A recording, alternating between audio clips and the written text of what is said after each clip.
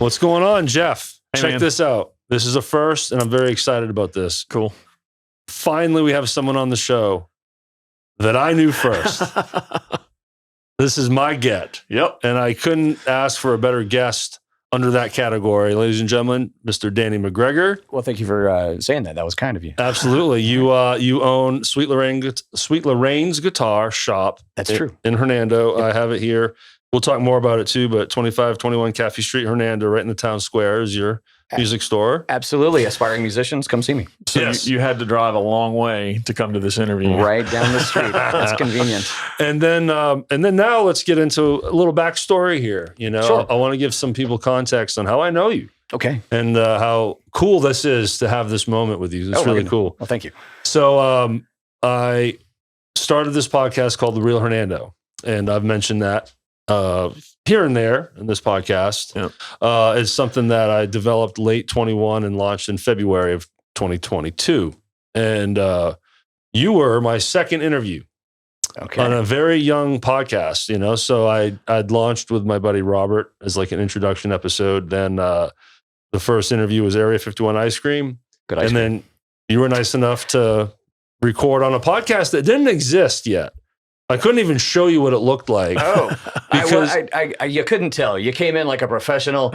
Well, the thing is, in order to publish, you need an episode. You need you need content edited and prepared. So, and you had none of that. I had none of that. That's okay. Website was getting there. I'm a very trusting person. So, like, put it this way: we recorded in December. It didn't launch until the following February. Gotcha. You know, so it took a minute. But you were nice enough to have us do the episode right in your store. That was really cool. It was good times. Yeah. So check it out. Go to therealhernando.com and go digging through the archives. And he's at the bottom, unfortunately. Sorry. He's like on page 3 right now. Maybe at some point we'll do an episode of the rhythm section from his store. That'd be kind of fun. Man. That'd be great fun. That'd be kind of fun. All right.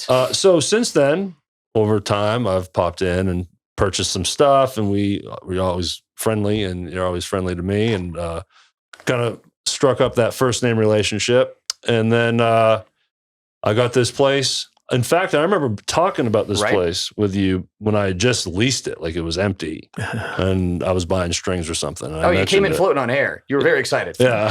And you made me very excited about it. Like, Awesome. I've got to be there. I want to be a part of that. And I told you, I was like, you're going to be a part of it. I don't know what it is yet. Yeah. You're going to be up in there. Oh, here we are. And then we won't retell the whole story with me and Jeff starting this podcast, but it is what it is now. And it's great. And we've had a good, couple months doing this. Mm-hmm.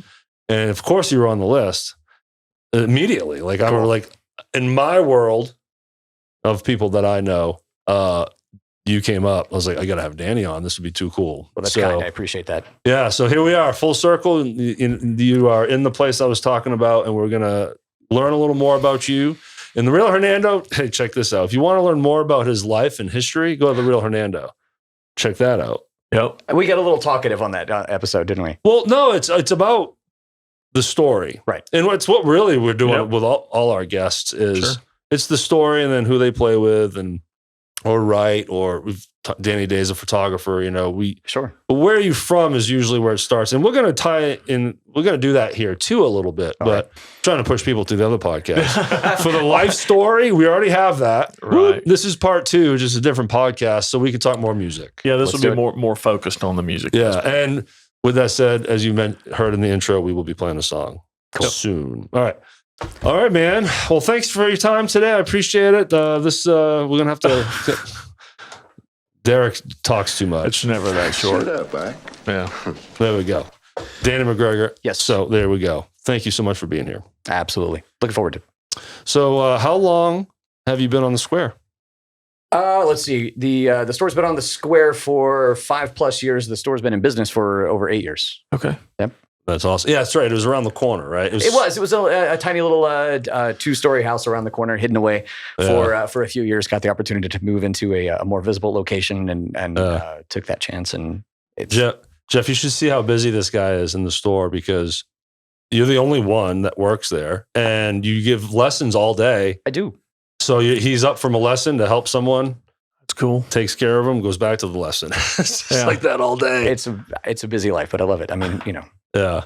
teaching kids to play music for a living, It doesn't suck at all. Absolutely. That's pretty great. Absolutely. I will be glad to come in the store and hit on something some of these days if you just want me to just. Oh, yeah, I mean drums, right? Yeah, I do. Or anything else. Okay, just Give me a, don't harass the customers. Give me a drumstick. I'll hit anything. Oh, just take a bass and start hitting an amp with it. Yeah. So again, in our first talk, we talked about the name of the store. Right. So I remember that it was not your wife. No, your wife is not Lorraine, but there was a song, and I cannot remember the song or band that it came from. Okay, so the story you're remembering parts of the story perfectly. Refresh my brain, please. Here's Soccer. the thing. No, that's fine. Right. So, but there's a hole that I'll fill in. Years ago, I'd written a song called "Sweet Lorraine." Okay. And it's a terrible song. No one will ever hear it. But even when I wrote the song, I thought the title had a ring to it. And I thought, that'd make a cool name for a record store, old vinyl shop, Sweet Lorraine's. Sure. Vinyl records, whatever, right? I don't know anything about vinyl. I'm never going to open a record store. But when I opened up the guitar shop, the name was still hanging around. No one knew that it was an actual song of mine. So I used the name, and that's how the name came to be. Mm-hmm. Since that time, in the 8 years that I've been in business, I've been informed many, many times now that there are plenty of songs called Sweet Lorraine by bands or artists as diverse as Uriah Heep. Okay, that's the band I was trying to think of. There you go. Yes. I'm filling in all the gaps. Yeah. And Cab Calloway. Okay. Had a song called Sweet Lorraine in a the jazzy style of the day. And so, there are a number of songs called Sweet Lorraine that you should listen to instead of the one that I wrote called Sweet Lorraine. Do you get any cease and desist orders and delivered to you in the mail? Well, no, because no one's heard it. No one seems to care. Cab Calloway certainly doesn't care that I borrowed the name of the song for my store name. Well, let's continue with the store and let's talk about what you have in there. I'm sure everyone's interested, to know what kind of equipment that you deal with. It's a guitar shop, primarily a guitar shop. I've got my main brands. I've got Fender guitars and basses. I've got acoustic guitars from Washburn and then more accessible brands as well to get first-time players, professional players, everybody in between can find something that they can afford, that they can enjoy playing, and they can take home with them. Yeah. And you have deals constantly. I try. Follow, and we'll mention this in the intro. Everything's in the description. Follow both Danny and Sweet Lorraine's Guitar on Instagram and Facebook because it's all day, every day. There's posts about deals. Yeah. I try. Yeah, man, it's great. I probably should have done a little bit more research on this particular episode and gone to the store and checked it out, but I have slacked ass, and so here we are. Well, it's a pleasure to meet you now. You're welcome anytime. I'm learning all about it now. So I'm going to pick on Jeff right now. Sure. So all of his guests that he books. Yeah, you're right. I know I'm where on this is top going. of this shit. He is. I book one. I just apologized. That's why he has the blue background. That's right. Not the cool black like we have. That's why I'm the sidekick. I'm not the guy in charge. Ed McMahon he set the precedent for good sidekicks. Absolutely. Though. You're the Ed McMahon. That's right. You show up drunk, laughing in the background. Did I just say a little something about our age by mentioning Ed McMahon as opposed to? Oh, no. No. Okay. It's good stuff. But I'm a Letterman child. Okay. Then you're the Paul Schaefer. So yes. Yes, Will Lee, the bass player, one of my favorite bass players. Ed was way cooler. He's a chameleon. He can play anything. Right. That's what I love about him. And the whole band. They all do that. Yep. Right. Of course, I'm a bass player, so I dive into. And there's a Beatles relationship. I see the Beatles shirt. Because what's his band name? He does it with Jimmy Vivino from the Conan band. Conan's band, right? I can't remember the name of them. But they're great. They sell out theaters. He's a fantastic guitar player. Yeah. Okay. All right. Well, cool. So that's the store. Let's talk about your band, Lately David. Lately David. That's a band I'm in. Yes, absolutely. All right. So we in the pre-interview we talked about what does this sound like, and that obviously is the question that always comes up. But when did we form? Who are the members? And make sure you name all the members because Tim Dill's already got in trouble for that shit. So Yes, and that's another thing. People get nervous because they might forget a name. yeah, right? We Okay, forget them no. all the time, but they're not my band. Right. Right. No. So I'll stall on the names by describing the style and all that. So but in the background, like I'm like a duck here. I'm graceful above the water. I'm searching for names. There you go. Underneath the water. So I'm kidding, guys. I know your names. So you mentioned, what do we sound like? And of course, I mean, every band gets that. Particularly every band that writes and performs original music gets that. What do you sound like? Who do you sound like? What kind of music do you play? And it's rock and roll music. I suppose that there's a term called power pop music that actually came about in the late 60s. And in the 70s and then the 80s, certain bands kind of fell into that category. And I think we also fall into that category. It's 3-minute rock songs that have a hook. Yeah. Right? What else can you ask for? That's right. I mean, it's not rocket science. It's just pop music played loudly. That's so. I think we happen to fall into that category. But when you say we play power pop music, the normal Joe, rightfully so, goes, I don't know what that means. Right. And they don't have to know what it's just rock music. My God, it's just rock and roll music. Right. So, do I really need to say the names? Yes, of the guys? Okay. You should do that. Okay. We're gonna put you on the fire now. Absolutely. So my lead guitar player, his name is Ryan Temple. And he plays in another couple of bands around town. He does fine work. He's the fieriest redhead you'll ever see on a Telecaster. On bass these days is a legal scholar named Matthew Barton. Okay. And drummer extraordinaire is Gabe Houston, not Houston. It's spelled like Houston, but don't you dare call him Gabe. Houston is Gabe Houston. Houston. He's a fan. Yes. And like same members since day one, or no. Well, so I'm sorry if I missed it. The year that your band formed. Day one was a long time ago. Day one was a long time ago. And as bands do, folks have they come and go. Sure. And so my brother in songwriting and my brother in Lately David. A few years ago now, he had found his way up to North Carolina, and he is living in the mountains now. But his name is Tommy Burton. He played bass guitar in Lately David for years and years and years. That's my my musical brother still to this day. So love you, man.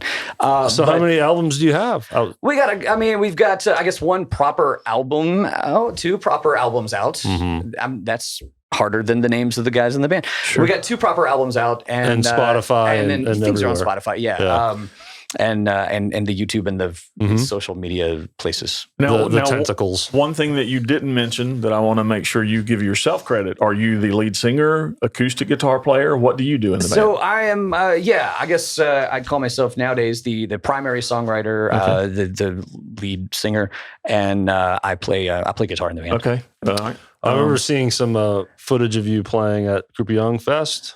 Was it this year, last year? So it was, let's see. It wasn't technically Cooper Young Festival, but it was, we played a couple of shows there at, what did they call that? There was the Cooper Young Porch Fest, which was fantastic. People just opened their homes throughout the community. And literally bands on people's porches. Well, that's cool. Throughout the entire neighborhood. I lose track of. I lived 5 minutes from Cooper Young for 3 years and never knew that happened. So I don't know. I don't know when they started. It seems to be a pretty new phenomenon. This may have just been their second one. Okay. Maybe.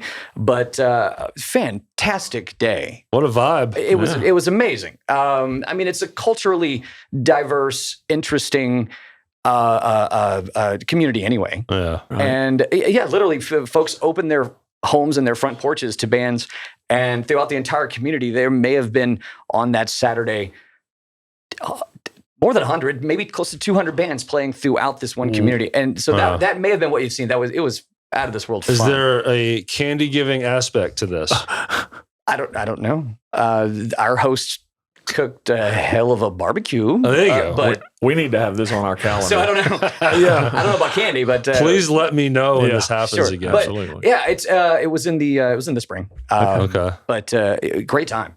I love that area. in a lovely community. Yeah, that's cool. Anyone that's in Memphis, I lived on Cleveland and Carr for about 3.5 years. There you go. Right. And I love Midtown. It's Yeah. awesome. And then Madison Squares. Do you ever play out that way or? Yeah, we another show we did just I guess it's been a couple of months now, but at the what do they call it? I guess the gazebo there at Cooper and maybe is it at Cooper and Young? I don't know. There was it was like 400 degrees. It was incredibly hot, but we played it anyway. It was fantastic. Now, is Lately David all original music, or do you do any covers at all? We'll fake our way through a favorite song of ours but no, by and large, you're going to get a set. You're going to get a set of original music. Okay, awesome. Gotcha. Yeah, we love that. Yes, we do. Cool. All right. You know, and it's been awesome. And I keep saying this, but I'm getting to know some Memphis bands, local bands that just have great stories. You know, and they're all characters because they write. And we appreciate that. Absolutely. You know, you're talking to two career cover artists over here. Yeah. I'm intrigued when I get to talk to actual, writers. Yeah, people who can actually write music. So, right. I mean, right. I'm not a good enough musician to play songs that other people wrote, so I write my own, and no one knows when I mess them up. Our goal is to sound just like the record. Yeah. Right. Yeah, and that's fantastic. Right. Yeah. It's just it's a different mindset. Yeah. That than we kind of bring to it, and equally noble. Yeah, I think so. Absolutely. Yeah, because we need entertainment good music out there is too. good music, right? Absolutely. So you live in Hernando as well? I do. Okay. Are you close to the store, or do you have any? I guess if you're in Hernando, you got to be pretty close to it. No, I live right down the road. I'm within 2 minutes driving time of my house, 5 minutes walking time of my house right now. Here, wonderful. Yeah. I live down the street on Mackinvale up to those apartments. This podcast is getting hyper local. Yeah, no, that's good. I feel the Memphians tuning out right now. I feel I'm ready. All we've been talking about is Memphis. You know, right? Yeah. Absolutely. Let's talk about Hernando, Mississippi. Right. But yeah, I'm right down the road, and I've lived here pretty much my entire life. Yeah, I love being close. I mean, before the studio, my business was the corner of my bedroom. Okay. On a computer. Right. I had a microphone for Zoom calls. That was my studio. Fantastic. Now I get a brick and mortar to go to, and man, it's sweet. Yeah. And it's just 5 minutes away. It's great. So let's nerd out a little bit over gear. So when you play live, what is your guitar of choice? So for the longest time, I had a Rickenbacker 330 that I still have, but right now I'm honeymooning with a late 90s American Strat. Okay. I think honestly, I think I'll always go back to the Rick. That's that's really my number one. So for a non-guitar player like myself and me, I've always heard the term American Strat, which clearly means it's made here in America. What's the difference between an American Strat and I guess what are they, Japan if they're not made here? Mexico. Okay. Yeah. Is there a difference in quality? Countries. Yeah, these days it's pretty much it's status. It's Is status, it really status? Because the differences in build quality, they're there, but you can build a good guitar anywhere these days. Right. Even guitars made overseas in China are getting better and better. Sure. So the Mexican-made Fender guitars they're fantastic. They're out of this world good. They're pro-level instruments. Okay. So when you hear someone say an American Strat, like you caught me saying it just then, it's okay. It's status. Look, I take pride. I play DW drums and I buy collector series DWs because they're made in America. Right. That's just what I like to do. And I'm sure stuff made overseas by other companies is probably phenomenal and does just as good, but that's just, I mean, if you really want to nerd out, we can get into this. Sure. Okay. So let's do it. I'm nerding out. I'm honeymooning with this Strat currently because it seems like in the songs that I've kind of been writing over the last couple of years, here we go. The second pickup position of this Strat just seems to work in the role that I play in the band, primarily rhythm. Okay. There's just this fantastic guitar players sometimes call it the out of phase position. It's not really out of phase, but it's just the way these two pickups work together in a Strat just has a really unique sound that, generally speaking, only Strats can make. Okay. Sort of. And the way that this Strat does it for me. Sure. So that's why I'm currently honeymooning with this particular guitar. But again, there'll be a time pretty soon that I'm going to pick up that Fireglow Rickenbacker and fall back in love with it. Cool. I mean, look, I know there are guitar players that are watching this that are just loving everything you just said, and I'm sitting here staring at you with a blank look on my face like I have no idea what the hell he's talking about. I'm a bass player, a guitar player. I'm a simpleton, though, so I was even like, "What?" Seriously, I plug in straight into my Ampeg. That's it. Just and it's a no-name bass, straight in, no pedals. If you've got a bass that sounds good, and you've got an Ampeg, it works. That's what you need. I've done okay. Yeah, exactly. It works. You're doing just fine. Well, let's jump to the song. Okay. All right. So the song we want to play is My Best Advice. Right. Okay. And so full disclosure, we are recording this on January 2nd. Happy New Year. Happy New Year. Yeah. Yes. And so we're playing it now, but it hasn't been released now. We're coming from the past as they watch this. Yeah. A very, timeline continuum type stuff. But as you are watching and listening right now, it is out there on Spotify. Go check it out. I encourage you to do so. Yeah. So let's listen to the song and then talk about it. So the song again is called My Best Advice by Lately David.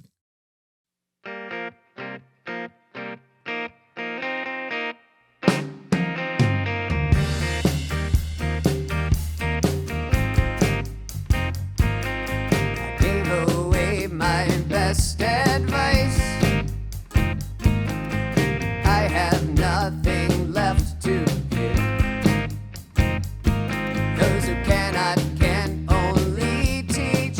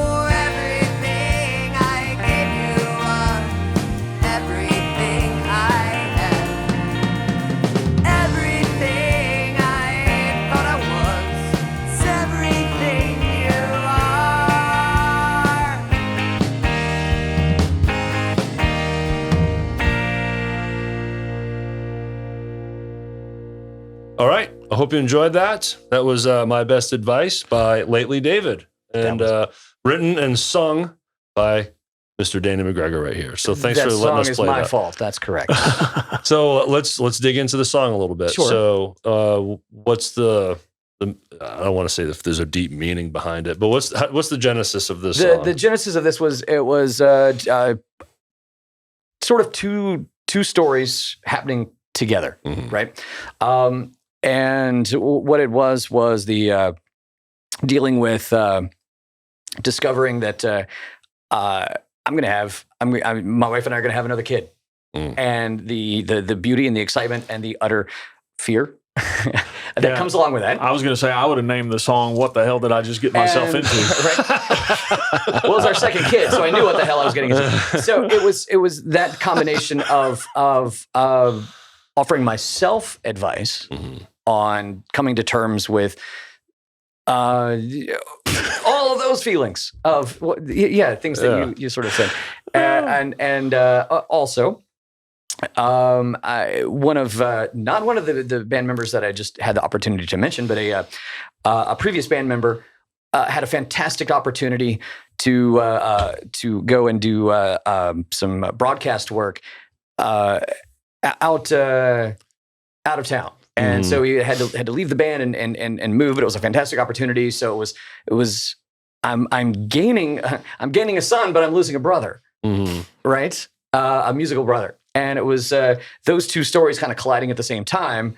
And I was the title refers to I'm really overthinking this. My songs are not that deep. I'm giving myself advice, but I felt like for what it was worth, I was also giving my friend advice that no, you've got to do this. This is a fantastic opportunity for you. This is a career for you. And so, that's why I'm fascinated about talking to writers. It's so foreign to me. I just appreciate getting in the mind sometimes of how, that's how every writer is going to think different. Absolutely. So it's interesting to hear your method. Right. And it was just, it was, again, I half jokingly said that most of my songs are not that deep. And this one, I don't think is either, but it was a little bit tricky to write because it was two different stories. Most of the time when you've got 3 minutes to write a couple of verses and a chorus, that's one story. Well, right. You're up for the challenge. And right? I hope so. But anyway, that's why perhaps the first verse may feel, if anyone, God love you, take the time to actually read the lyrics. Don't do that.